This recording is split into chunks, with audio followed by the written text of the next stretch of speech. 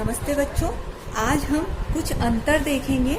अंतर के बारे में पढ़ेंगे कि किस में क्या अंतर होता है। चलिए, सबसे पहले आपको मैं अंतर में बताना चाहूंगी धातु और अधातु में अंतर। धातु और अधातु में आपके दो प्रकार के अंतर आ सकते हैं। एक तो होता है भौतिक गुणों में अंतर और दूसरा होता है रासायनिक गुणों में अंतर। भौतिक अंतर मीन्स उनकी अवस्था के अनुसार उनमें क्या अंतर आ रहे हैं, कैसा उनका रंग है, कैसा स्वभाव है, कैसा रूप है, उसके आधार पर जो अंतर होते हैं तो उसको हम भौतिक गुणों में लेंगे। और रासायनिक गुण मीन्स वो किसी से क्रिया करके उनमें क्या चेंजेस हो रहे हैं, उसके फलस्वरूप जो अंतर होते हैं उनको हम रासायनिक गुण में लेते हैं। चलिए, सबसे पहले हम भौतिक गुणों में अंतर देखें। सबसे पहला गुण है अवस्था। ठीक है, तो धातुओं की जो अवस्था होती है वो कैसी होती है, ठोस होती है। एकमात्र पारा है वो जो अपवाद है, जो कि कैसा होता है, द्रव अवस्था में पाया जाता है। नहीं तो जितनी भी धातुएं होती हैं वो ठोस अवस्था में पाई जाती हैं। जबकि अधातुएं ठोस भी होती हैं, कुछ अधातुएं द्रव भी होती हैं और कुछ अधातुएं आपकी गैस भी होती हैं। ओके, तो ठोस, द्रव, गैस, अधातुएं तीनों रूपों में पाई जाती हैं। जबकि जो धातु होती है वो हमेशा किस अवस्था में होती है, ठोस अवस्था में होती है। ठीक है, दूसरी चीज चमक। तो धातुएं जितनी भी होती हैं, आपने देखा होगा सोना है, चांदी है, ये सभी चमकदार होती हैं, तांबा वगैरह ये सब। तो ये जो धातुएं होती हैं वो कैसी होती हैं, चमकदार होती हैं, जबकि अधातुएं चमकदार नहीं होती हैं। ठीक है, तो ये चीज हो जाएगी आपकी। ठीक है, 10th में भी आप पढ़ चुके हैं। गलनांक और क्वथनांक की बात करें तो धातु और अधातु की जब कंपैरिजन की जाती है, गलनांक मीन्स क्या होता है, किस ताप पर वो गलने लगता है, और क्वथनांक मीन्स जिस ताप पर जो द्रव है वो किसमें, वाष्प अवस्था में बदलने लगता है। क्वथनांक मीन्स उबलना। जैसे पानी जो होता है 100 डिग्री सेल्सियस पर उबलने लगता है तो उसका क्वथनांक बिंदु हो गया। और पानी जिस पर वो पिघलने लग जाए उसका गलनांक हो जाएगा। ठोस जो होता है वो गलने लग जाए। तो ये जो गलनांक और क्वथनांक होते हैं, अगर हम धातु की बात करें तो क्या होता है, उच्च होता है। जबकि अधातुओं की बात करें तो वहां पर गलनांक और क्वथनांक कैसा होता है, निम्न होता है। ठीक है, तन्यता मीन्स उनको धातुओं को खींचकर क्या किया जाता है, उनके पतले पतले तार बनाए जा सकते हैं। ठीक है, आपने कोई भी तार देखा होगा वो किससे बना होता है, धातुओं से। आपने लकड़ी का तार बनते हुए नहीं देखा है, क्यों, क्योंकि उसको खींच नहीं सकते। तो धातुएं जो होती हैं उनको खींचकर उनके पतले तार बनाए जा सकते हैं, यानी धातुओं में तन्यता का गुण पाया जाता है। तन्यता क्या होता है, तन्यता का गुण पाया जाता है, जबकि अधातुओं में तन्यता का गुण नहीं पाया जाता। आप उसको खींचकर पतले पतले तार कभी भी नहीं बना सकते। ओके, अगर अपन दूसरा अगला टॉपिक देखें इसका, आघात वर्धनीयता। आघात वर्धनीयता मीन्स ये होता है, आप जो धातुएं होती हैं उनको ठोक पीट कर उनकी पतली पतली चादरें बना सकते हैं। ठीक है, तो ये आप किसमें कर सकते हैं, धातु में। तो धातुओं में आघात वर्धनीयता का गुण पाया जाता है, यानी उसको ठोक पीट कर उनको उनकी पतली पतली चादरें बनाई जा सकती हैं। जबकि अधातुओं में ये गुण नहीं पाया जाता। तो ये आपके भौतिक गुण है। आई होप आपको ये चीज समझ में आ गई होगी अच्छे से। अब हम बात करते हैं किसकी, रासायनिक गुण की। रासायनिक गुण में पहला टॉपिक हम ले रहे हैं ऑक्साइड। ओके, ऑक्साइड तो धातुओं के जो ऑक्साइड होते हैं ना, जैसे आप जिंक ऑक्साइड ले लो, आयरन का जो ऑक्साइड होते हैं वो ले लो, कोई भी ऑक्साइड जो होंगे उनका जो व्यवहार होता है वो हमेशा क्षारीय होता है। किस तरह का होगा, क्षारीय।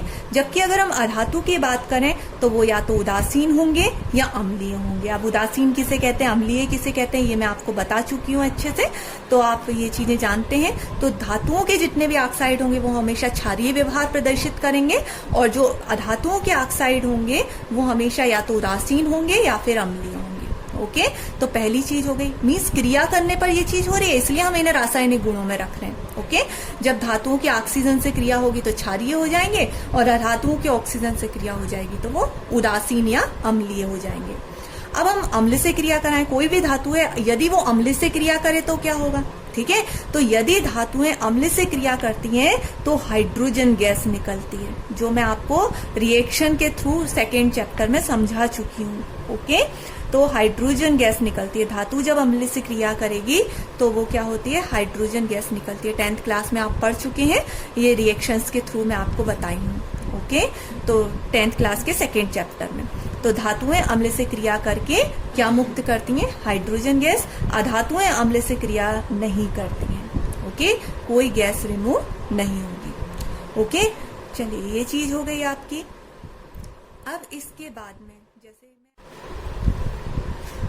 ठीक है। हमने देखा अम्लों की क्रिया जब धातु से की जाती है तो हाइड्रोजन गैस निकलती है, जबकि अधातुएं जो होती हैं वो अम्ल से कोई भी क्रिया नहीं करती। रिएक्शंस के थ्रू अगर हम देखें तो मैं आपको बता देती हूँ किस तरह से रिएक्शन होती है। चलिए देख लें अपन। यहाँ पे कोई भी अपन धातु ले लें, सपोज दैट अगर जिंक लिया, ठीक है, इसकी क्रिया अगर मैं किसी भी अम्ल से करा दूं, जैसे HCl है, ठीक है, तो यहाँ पर HCl मैं कितने लूंगी, 2, ठीक है, अम्ल है। और Zn पे आप जानते हैं इसकी संयोजकता हमेशा 2 होती है, तो इसलिए Zn हमेशा Cl कितने लेगा, 2। तो ZnCl2 से जुड़ गया, ZnCl2 बन गया। अब क्या बचा, H, कितने हैं H, ये भी 2 हैं और Cl भी 2 है। देखिए Zn है, उसकी क्रिया मैंने अम्ल से की, हाइड्रोक्लोरिक अम्ल है। Zn की क्रिया जब मैंने हाइड्रोक्लोरिक अम्ल से करी तो Zn से 2 Cl जुड़ गए, ZnCl2 बन गया, ठीक है।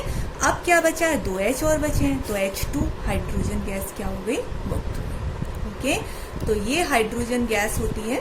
तो हम यही देख रहे हैं यहाँ पे।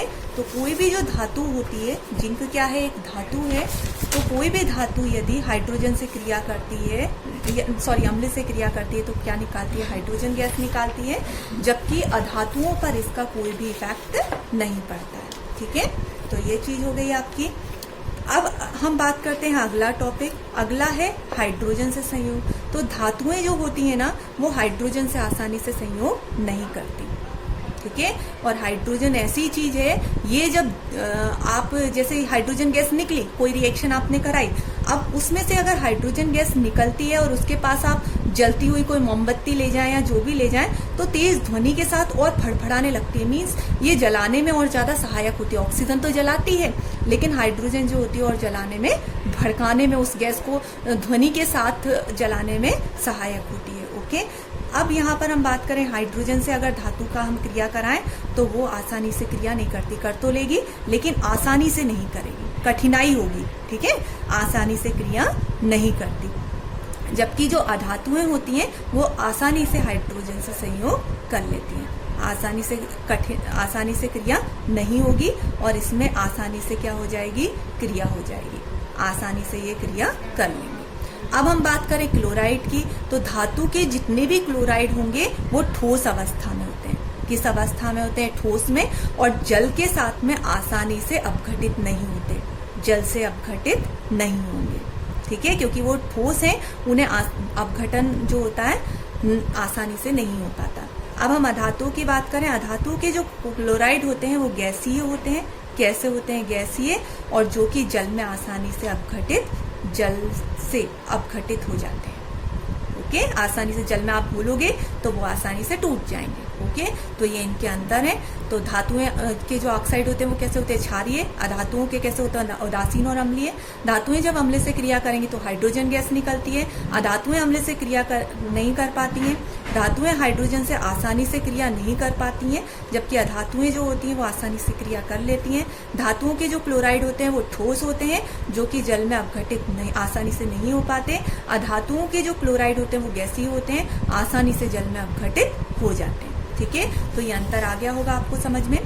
लास्ट हम देखें अणु और परमाणु में अंतर। अणु मैंने आपको बताया था अणु किससे मिलकर बने होते हैं, परमाणु से। अणु जो होती है उसकी सबसे छोटी इकाई क्या होती है, परमाणु। कोई भी चीज है वो उसकी सबसे छोटी इकाई क्या कहलाएगी, परमाणु। ठीक है, तो हम अवस्था देखें तो अणुओं की जो अवस्था होती है कैसी होती है, स्वतंत्र। मीन्स अणु स्वतंत्र रूप से गमन करते हैं। जैसे हम बात करें किसी भी अणु की, HCl है, H2O है, CO2 है, तो ये जो होते हैं C से कितने चीजें जुड़नी थी, O 2 जुड़ने थे, तो वो जुड़ गए। अब वो स्वतंत्र हैं, आसानी से कहीं भी घूम सकते हैं। जबकि परमाणु, अगर हम सिर्फ कार्बन की अकेले की बात करें, ऑक्सीजन अकेले की बात करें, तो वो स्वतंत्र रूप से नहीं घूम सकते। क्यों? क्योंकि उन पर कुछ चार्ज होते हैं। जैसे कार्बन पर 2- होता है, ठीक है, कार्बन की संयोजकता 4 होती है, उन्हें चार्ज से जुड़ना होता है। तो इस तरह से उनकी कुछ ना कुछ संयोजकता होती है, जिसके कारण वो स्वतंत्र नहीं रह पाते। उन्हें किसी मतलब क्रिया की आवश्यकता होती है, किसी से क्रिया करनी पड़ती है, तभी वो अणु बनाकर ही स्वतंत्र रूप से घूम सकते हैं। तो ये स्वतंत्र अवस्था में परमाणु नहीं रहेंगे, उन्हें किसी ना किसी से जुड़ना पड़ेगा। क्यों? क्योंकि उनकी कोई ना कोई संयोजकता है और उस संयोजकता को पूर्ण करने के लिए उन्हें अणु बनाना ही होगा। ओके, क्योंकि उनकी वैलेंसी कंप्लीट नहीं होती है। तो अणु जो होते हैं वो स्वतंत्र अवस्था में होते हैं, परमाणु जो होते हैं वो स्वतंत्र अवस्था में नहीं होते। अणु रासायनिक अभिक्रिया में भाग नहीं लेंगे। रासायनिक अभिक्रिया की बात करें, CO2 है, अब CO2 तो ऑलरेडी CO2 है, मतलब उसने आपस में वो जुड़ चुके हैं, अब उनमें ना तो प्लस चार्ज है और ना ही माइनस चार्ज है, तो वो रासायनिक अभिक्रिया में भाग क्यों लेंगे? रासायनिक अभिक्रियाएं तब होती हैं जब उनके पास किसी चीज की कमी हो या किसी चीज की अधिकता हो। यहाँ पर वो पूरी तरह से जुड़ चुका है, अणु बन चुके हैं, दो परमाणु आपस में मिल चुके हैं, इसीलिए ये जो होती है रासायनिक अभिक्रियाएं, अणु उसमें भाग नहीं लेते। जबकि जो परमाणु होते हैं वो उनमें धनायन और ऋणायन होते हैं, जिस कारण से वो रासायनिक अभिक्रिया में भाग लेते हैं, तभी तो अणु का निर्माण होगा। परमाणु है वो ही मिलकर तो अणु का निर्माण करते हैं। तो परमाणु जो होते हैं वो रासायनिक अभिक्रिया में भाग लेते हैं, अणु रासायनिक अभिक्रिया में भाग नहीं लेते हैं। ओके, विभाजन की बात करें तो अणु जो होते हैं वो किससे मिलकर बने हैं? परमाणु से। तो जाहिर सी बात है जब वो टूटेंगे तो वो किस में टूटेंगे? परमाणु में। मैंने जैसे CO2 का लिया था, तो अगर वो विभाजित होगा तो कार्बन अलग हो जाएगी और O2 अलग हो जाएगी। ओके, तो विभाजन के फलस्वरूप हमें परमाणु प्राप्त होते हैं। अणु जब विभाजित होते हैं तो उससे क्या मिलता है अपन को? परमाणु। अणु विभाजित होकर परमाणु का निर्माण करते हैं। ठीक है, जबकि परमाणु की अगर हम बात करें तो परमाणु तो वैसे ही सबसे छोटा है, अब वो किस तरह से अणु का निर्माण करेगा, है ना? तो परमाणु सबसे मतलब छोटी इकाई होती है, इसलिए वो और ज्यादा विभाजित नहीं होते, तो परमाणुओं का विभाजन संभव नहीं है। लास्ट है संयोग। तो अणु परमाणुओं के संयोग से बनता है। परमाणु, बहुत सारे परमाणु, जैसे कार्बन है, 2 ऑक्सीजन है, ये अलग अलग परमाणु है, ये आपस में संयोग करेंगे, उसके फलस्वरूप क्या होगा? अणु का निर्माण होता है। ओके, जबकि हम परमाणु की बात करें तो कोई भी तत्व जो होता है उसकी सबसे छोटी इकाई कौन होती है? परमाणु होती है। तो परमाणु को और ज्यादा किसी मतलब संयोग करके वो किसका निर्माण करते हैं? अणु का निर्माण करते हैं। ठीक है, तो अणु जो होते हैं वो काय से मिलकर बने होते हैं? परमाणु से, यानी परमाणु संयोग करके किसका निर्माण करेंगे? अणु का। जबकि अणु कभी भी परमाणु का निर्माण नहीं करेगा, क्योंकि परमाणु सबसे छोटा है, तो सभी तत्व जो होते हैं वो परमाणुओं से मिलकर बने होते हैं। तो ये इनमें डिफरेंस है, आपको समझ में आ गए होंगे। अब इनको आप अच्छे से याद कर लीजिएगा। ओके, धन्यवाद।